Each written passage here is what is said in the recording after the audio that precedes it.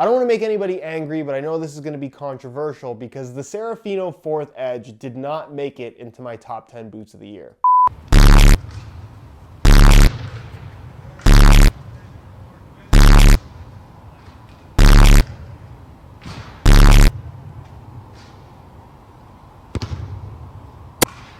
What's going on, guys? Josh from SoccerReviewsForYou.com, bringing you my picks for the top 10 best football boots of 2018.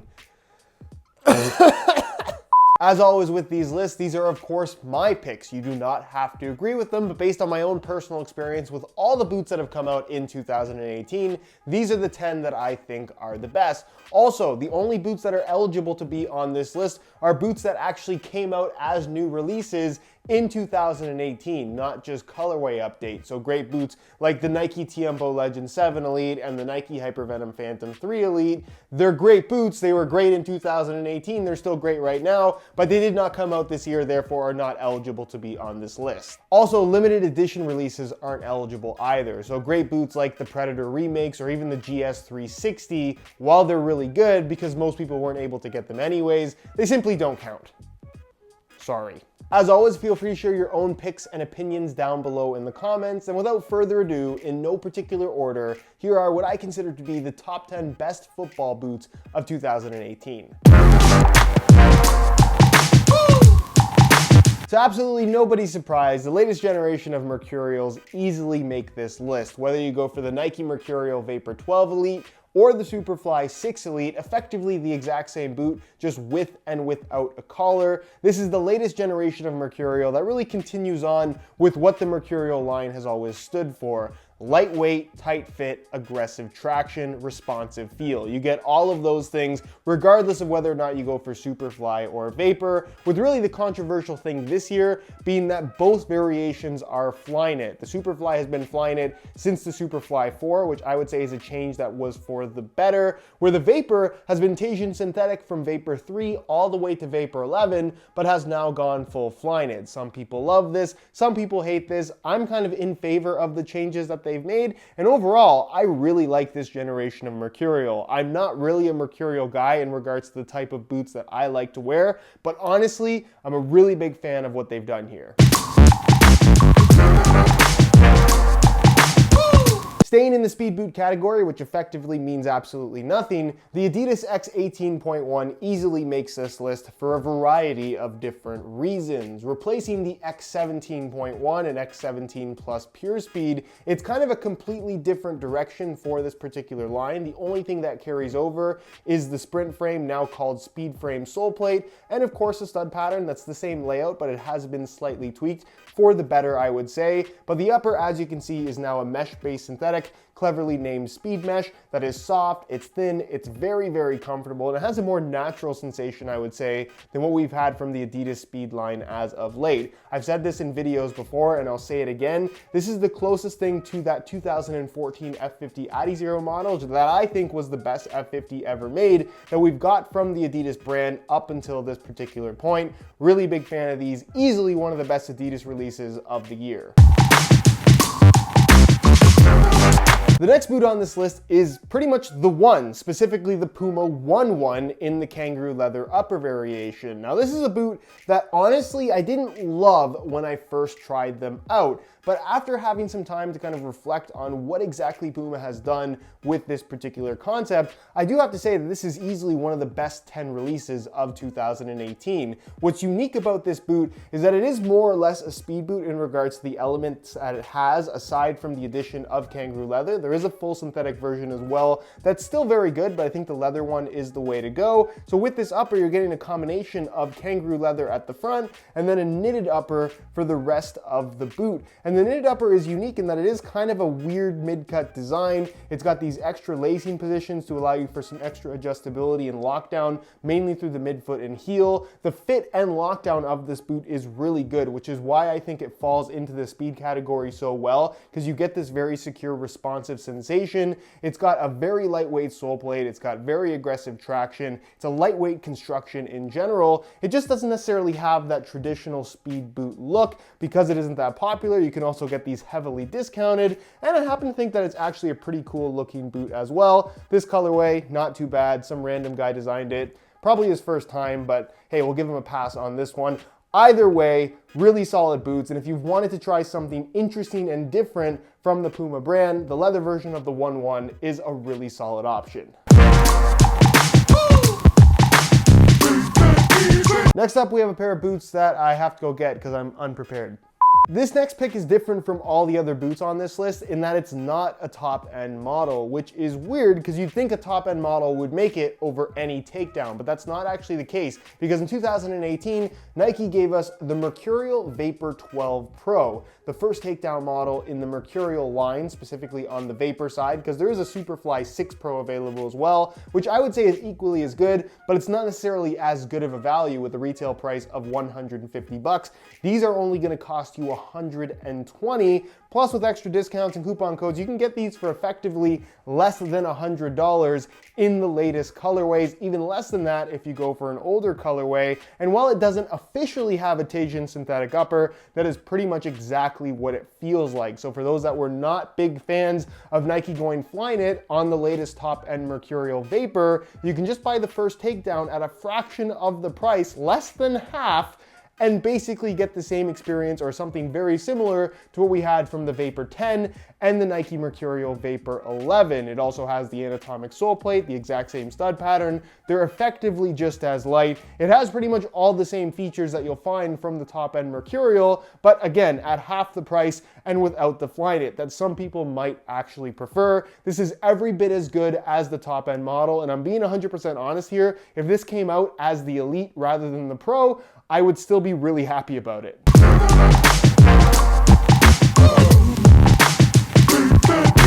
Next up, we have a pair of boots that I would consider to be one of the more underrated picks on this list, the made in Japan Mizuno Regulo 2V1. It's the second generation of the Regulo that is not a drastic redesign from the original. It more or less incorporates the exact same elements, and the sole plate and stud pattern remains pretty much unchanged. What you're gonna find with this boot is a very thin kangaroo leather upper, reinforced by memory foam that they call a control frame. So you get this really unusual, I guess, combination of super soft leather, making for a very comfortable fit and feel, but also this slightly dampened sensation without the upper feeling heavily padded, kind of like a more traditional leather boot. It has an off-centered lacing system and to a certain extent does have a little bit of a power boot vibe to it, but the overall fit and feel is more like a speed boot. It fits much more snug and much tighter around your foot than you perhaps might expect. It's also relatively lightweight and by no means perfect, but being that it is a made in Japan Mizuno product, it means two things. One, they're quite expensive with a retail price of $300, which I think is part of the reason why more people don't give these a chance.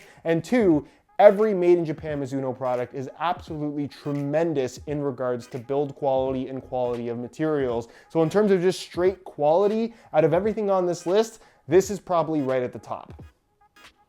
No, not probably, it is. It's the best quality boot on this list. Gotta be more confident when I say things.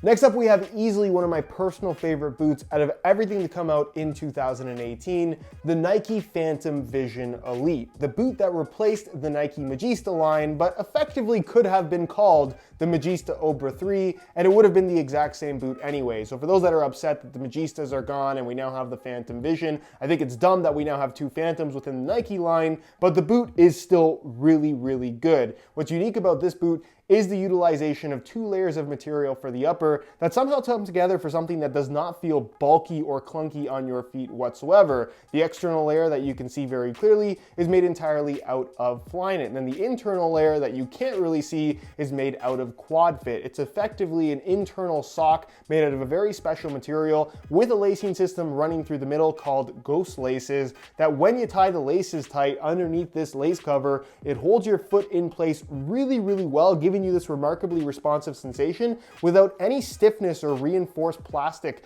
within the upper at all. So it has this broken in natural sensation straight out of the box. It also has a tremendous amount of texture across the surface of the upper, giving you extra grip on the ball overall that we don't really see too much from other boots anymore, kind of a power boot type element without any extra bulk. They're comfortable, they're lightweight, I like the stud pattern, and overall, as much as I like the Magista Obra 1 and 2, I really feel like this is a significant improvement, and again, one of my personal favorites of the year. Maybe not in this colorway though.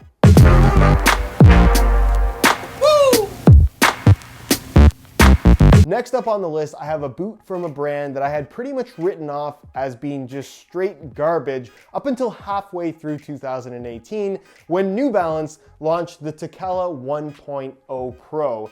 This is easily one of my personal favorite boots of 2018, a boot that I was really excited about when I saw it first unveiled, but I've been excited about previous releases from New Balance in the past, and they just did not live up to the hype. That was not the case with the Tequila 1.0 Pro. This particular upper, the kinetic stitch upper, which is very unique in terms of its overall construction, is so soft, so flexible, so natural feeling on your feet. It really is one of the most sock-like feeling uppers on the market. It's got good width to it. It doesn't necessarily have that super tight fit that you might expect from something like a speed boot, because it does have that vibe about it. But in terms of just pure comfort out of the box, these are tremendous. I love the shape of the actual boot itself. I love the way that it looks. The comfort in the heel is really, really good. And then the sole plate and stud pattern, while it's nothing too special, it gets the job done and it works well with the overall design, which just feels very, very natural on feet. For me, this has been one of my go-tos all year long since it first came out.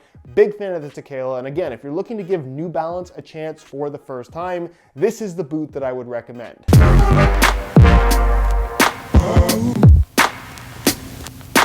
Next up, we have a pair of boots that I put a lot of time into in 2018. A lot of people always ask me what boots I actually play in when I'm not testing out new models, and this has been one of my go-tos all year long, the Puma Future 2.1 Net Fit, which admittedly is not actually that different from the Future 18.1 that it replaces. It's more or less the exact same design, the sole plate and stud pattern totally the same, the overall cut and fit of the shoe pretty much identical as well. The only thing that has really changed is the actual net fit area and net fit pattern is slightly different. There's technically less open area to play around with the lacing system, and the base mesh material is a little bit softer and slightly more padded, but effectively it's 95% the same as what we had from the 18.1, but still really, really good. I find this boot to be tremendously comfortable, and I love the idea of the net fit system allowing you to create your own custom lacing system and really giving you that level of adjustability that no other football boot currently on the market really has on offer. You can make them a little bit tighter or a little bit looser in certain areas depending on what you feel comfortable with, and of course depending on the very specific shape of your feet. I also happen to think it looks very, very cool. That's a matter of opinion though. It's aggressive in terms of traction, it's moderately responsive, it's lightweight, it's comfortable, it has pretty much everything going for it in my eyes. So for me, if you're looking for one of the most adjustable boots on the market and you have a hard time getting the proper fit, a Puma Future 2.1 is not a bad way to go. I guess it's also worth mentioning that it's the only boot on this list that you technically can wear with or without laces. I know a lot of people remove the laces on other boots and think that it's perfectly fine. It's not, and while I don't think wearing these laceless is the best way to go, you definitely can get away with it if that's something that you wanted to do.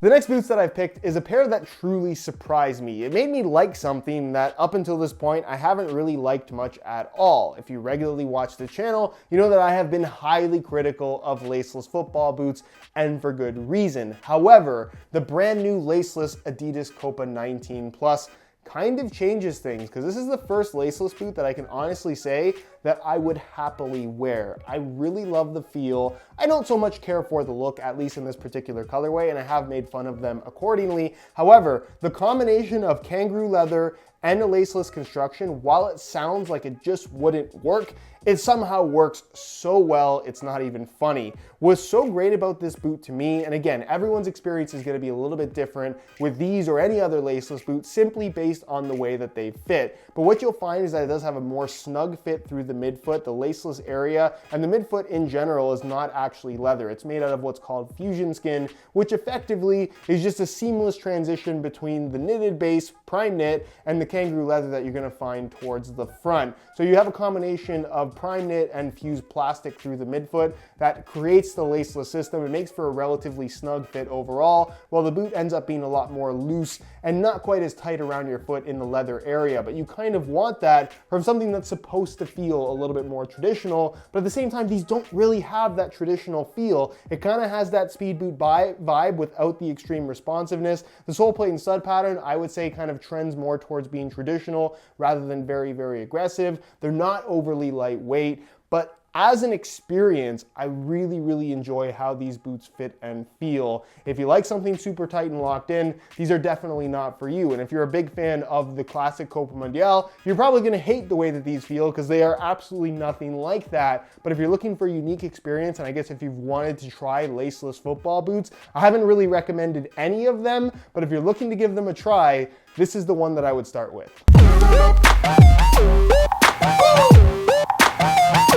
And then finally, rounding out this top 10 list, I've picked the Under Armour Magnetical Pro, a boot that you probably weren't expecting and a boot that most people would not have on their top 10 list because most people have not tried these. Under Armour as a brand, not particularly popular, and I would say as a whole, the Magnetical Pro is very much an underrated pair of boots. What's so special about this boot is the upper and the fact that it basically doesn't feel like it's there at all. If you've ever played barefoot and you absolutely love the way that that feels, if you want to replicate that sensation while still wearing football boots, this is what you want. This is, bar none, the thinnest pair of football boots that I have personally ever worn. It really does feel like you're playing barefoot with a sole plate and some studs attached to the bottom. It doesn't have an uncomfortable tightness or a plasticky sensation like we've seen from past Mercurial models that have been really, really thin. They're remarkably comfortable given how thin they are. And again, the feel for the ball is like there is no upper there whatsoever. A true barefoot sensation, perhaps the truest barefoot sensation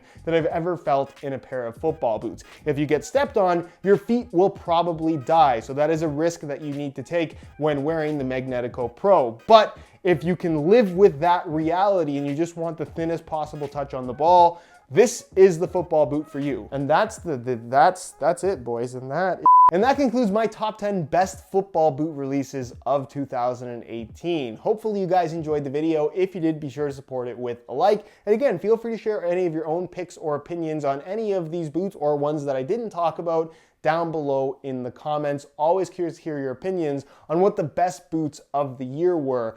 Anyways, if you guys aren't subscribed already and you enjoyed this video, don't want to miss out on future videos, be sure to hit that subscribe button along with the little bell notification so you get notified when the next new video goes live. New videos every single day if you didn't know. All my social media information, that's linked down below in the description as well, so be sure to go ahead and check that out. Of course, there are reviews for all the boots that I talked about in today's video, so if you want to learn more about any of them, go ahead and check out my channel. All the info you need is there. And other than that, guys, thank you so much for watching, and we'll see you in the next one.